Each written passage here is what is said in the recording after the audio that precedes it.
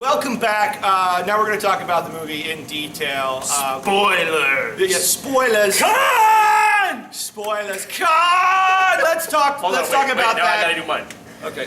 Con! That was actually pretty good. Let's talk about that right now. Was that moment too much? It was exactly right. It was exactly right. It did. The one thing I was waiting for, and I really wanted them to show their love for Wrath of Khan for the original series. Me And too. I'm love- wearing an official Wrath of Khan uniform. Well, it's not official, but semi-official. Yeah, it's from Taiwan. Yeah. So But I was really waiting for the that. Enterprise. it does do this. See, really now we're in this the spoilers mode, so I got to go to relax mode here. There we We go. got some blood So there. I really wanted That's all from of the that. party we had the day before. I really wanted all of this to harken back to the old stuff, and I loved how they managed to fit in all the great things from Wrath of Khan while just changing it a little bit. Like instead of Spock dying, We didn't have I have and will always be your friend. That We was- didn't have remember. Yeah, but the part of the problem was that you. Tony hasn't thought all part of the problem is that.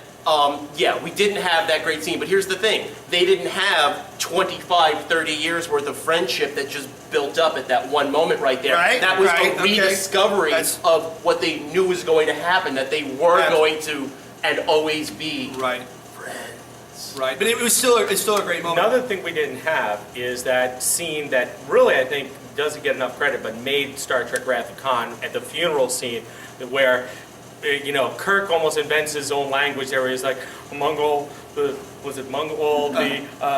the souls I've met, known. he was the most human. He didn't even say humorous. And I mean, Love that Well, then again, we don't have the Genesis Project it to still bring makes it back me a to little life. teary. Right. See, Here's the We thing, have if they- tribbles if they to bring him back to life. If they introduced the Genesis Project to bring him back to life, I'm surprised I didn't see that coming, blood, but I didn't. I think the Khan blood is the biggest cop out. Forget, Zachary Quinto. I think they got away with having Spock yell Khan because it was the only time in the movie. Did you think that moment was too much? I think that it could have been, but they somewhat pulled it off. Right. So it's at least forgivable. Before I go any further, I just want to say of that moment, I have the verdict is still out for me on that. It's definitely going to take a rewatch because in the moment I thought it was perfect.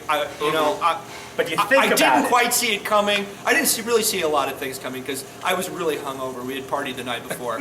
That's the way to see so Star it was, Trek. and I didn't that watch must it. have been I fun didn't for watch you, any of the 'cause I didn't get trailers. invited to that point. Yeah, sorry about that. You'll be invited to the next one. Yeah, thanks. In 2 years. So, it'll be 2 years. I think that maybe on a rewatch it might feel a little too much, but we'll see. See, I don't think it will because here's the thing. Of all of the ridiculousness where they keep going back and forth in these modern Star Trek movies with Spock between, oh no, I'm a Vulcan, of course I'm as serious as Leonard Nimoy was when he played Spock, to, yo, what's up dudes, how you doing, I'm Spock, yo, let's hang, I'm so mad right now, I'm so happy, why am I manic depressive? Like, He lost his whole planet. That's why. I get that, but what I'm saying is that there's never been such an unhinged Spock.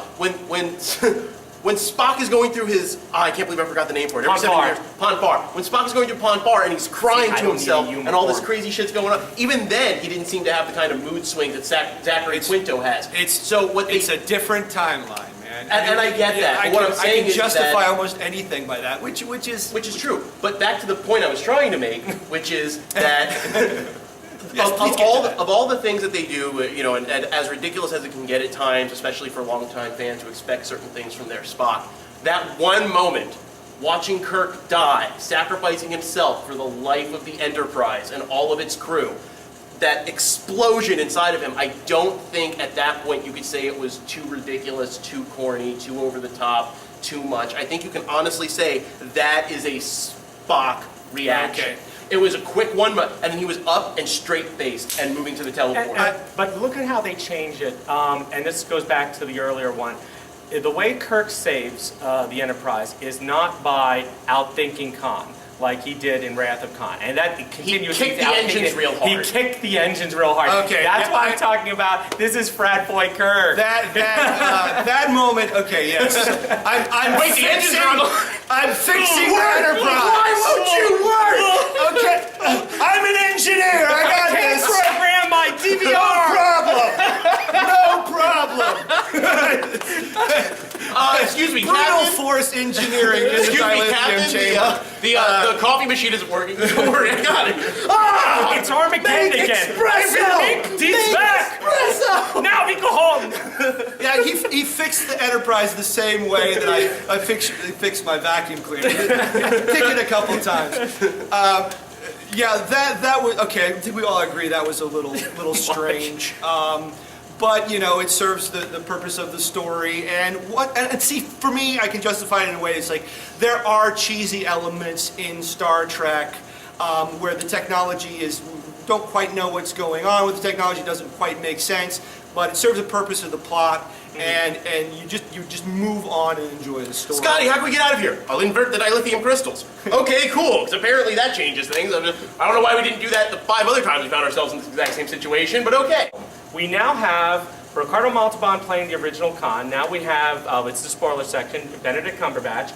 And now we've also managed to make Kirk's love interest, Dr. Marcus. Dr. Marcus, Alice also Eve. Brit. So Alice Eve, hot. okay. Well, what is this now that, like, I'm wondering if, like, this is going back to earlier with, you know, what is this now, the Briticization? Notice how her of dad all was these in English characters. also. Yeah, in the movie. Peter Admiral Weller. Marcus, How did that Admiral happen? Marcus, I'm going to kill you, Kirk. His daughter. Oh, hello, Kirk. Yeah. You know, I didn't He even sent her away notice to boarding. He that. sent her That away to brings up a Hogwarts. really good He point. sent her away to Yeah. Hogwarts for a little. She went to Hogwarts, School of Witchcraft and Wizardry. And Where apparently, she picked up an English quantum accent. mechanics. I'm back. I've got my degree in space doctoring. I also picked up something along the way. Black lacy underwear. I yes. sounded a little like Stewie. It's a really good So And anyway, the hot Stewie. your question. So Yeah. so What is going on with that? it's just the way it's always going to be. Don't overthink. Here's Yeah. most Americans at this point were so inundated, especially in sci-fi and fantasy, with British accents. Nobody really realizes it. You sit and you watch didn't Doctor even Who. notice. Yeah, you sit and you watch Doctor Who, and you don't even realize when somebody pops up and they're speaking in a normal American accent. You're just kind of like, But when you do, things you like notice how that. terrible it is. Yeah. By the way, Peter Weller got brought up. Always cool to see Buckaroo Banzai in a film. So, you know. Bonsai, but okay. Oh, Banzai. that's right. He was Buckaroo Banzai. He's- Let's talk about what Damon Lindelof. He's one of the writers. Lindelof. One of the main writers of Star Trek Into Darkness. Okay. And he just tweeted the other day, and I think a lot of people agreed with this right away, that scene where Dr. Marcus comes, takes clothes off, and is gratuitous. And I will quote what he said. Quote, I cop to the fact that we should have done a better job of not being gratuitous in our representation of a barely clothed actress. In response to people's complaints about the scene where I think it was perfect. I think it was a totally innocuous, very I agree. Captain Kirk scene where a woman's changing clothes and she's like, don't look at me. And he's Yeah, like, and- oh, of course I won't and- look at you. Now- I'm talking. Oh, you said something. Also, that it was charming. Boobs. It was charming in the way it was gratuitous, in kind of the way that Han shot first. You know, it can kind of go down to that moment of here's a blatantly gratuitous scene. We're not making any bones about it. But bang. So you know, enjoy or don't. You know, and that for me was kind of fun. Oh, by the way, in case you don't know, my that Enterprise. is not only broke the Enterprise, but shows the DVD of This the is Star Trek. That was totally on this purpose is- to show This this is off. my roommate's. It is the First Star special Trek. edition first Star Trek movie, and the movie and bonus DVD is in the saucer section. Yeah, and Just it comes rides in- on the special Enterprise, the Super Special Enterprise. Your thoughts on the Carol I Marcus? think Carol Mark. All right, we had an argument about this earlier, and maybe we could get it started again. I don't think this character is necessary to this story. This character is totally necessary to this No, story. she's because of necessary what the to story a was. next story. No, no. Let him go, Mark. Let him go. Not to this story. I mean, they could have put Dr. Marcus. The only reason to have Dr. Marcus in here is because she was in Wrath of Khan. She wasn't in Space Seed. No. She really wasn't even in the original series. She's inserted into the storyline of the original series through Wrath of Khan, including a child that he never knew about. It. Sorry if I ruined Wrath of Khan for you. It came out in like 1982. Go to a fucking You're safe. Yeah, You're please. okay. But that having been said, I think she has no purpose to this story. She almost seems artificially inserted. So throwing also on top of that a gratuitous boob scene, it just seemed over the top. not that I have a problem with the boobs, but just ultimately, especially British boobs, love you ladies. But in the end, I'm trying to get our English watcher count up on this. But she's the one who disabled the missile. But anybody could have done that. Scotty could have done it. Scotty wasn't there. But Scotty couldn't have done it. She's a with missile English expert. boobs. Scotty wasn't there. Scotty doesn't know. Dr. Carol Marcus with amazing abs is a missile expert. Yes. Okay, so this is why she was totally necessary to the abs, movie. man. I know. This is why she was totally necessary Gwyneth to the movie. Paltrow and Iron Man. It's the same thing. You and women abs. I don't know what it is. I found Fetishes something new. on parade here at We Watch Movies 24/7. So this is why she was totally necessary to the movie.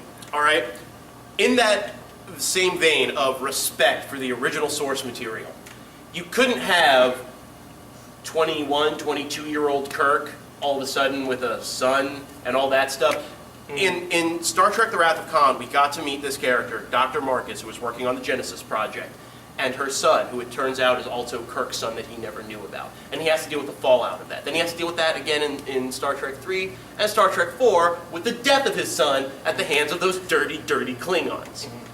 Now, we can talk about that too. yeah, we will in a second when I'm done. In this movie, because we've rebooted the universe, because things aren't the same, but they're still the same, some of this has to happen. Now, why have Dr. Marcus in this movie? Well, because Dr. Marcus was in the other movie. And now we get to see them meet, and we get to see things start to grow between them. What's going to happen? Is there going to be some part in the third movie where she comes back up? Is there going to be a throwaway line? Hey, what happened to you and Dr. Marcus? Oh, she's off working in another galaxy. 5-year mission now. She's off working on some other galaxy, doing some other project while we're on our 5-year mission. You come to find out that she's pregnant after Kirk and has a kid, and then there's going to be stuff to that. She works but fast. Here's the thing is, we so rarely in these reboots and remakes and everything get to have that sweet taste of that from the original series that's done so earnestly. And I have to say, the introduction of Dr. Marcus for this point seemed so earnest and so much of just a nice nod to the fans. When she came on screen and they said Dr. Marcus, I started clapping. No one else in the theater did. People just started looking at each other. And at that point that I realized, I'm like, yes. Well, you didn't see it at 8 p.m. on Wednesday when anything came on the screen. Everybody was screaming, which was wonderful. Okay, let's move on to something else. Any other? Well, we were topics we were just talking about it. How do you think that the Klingons were portrayed in this? Yeah, good question.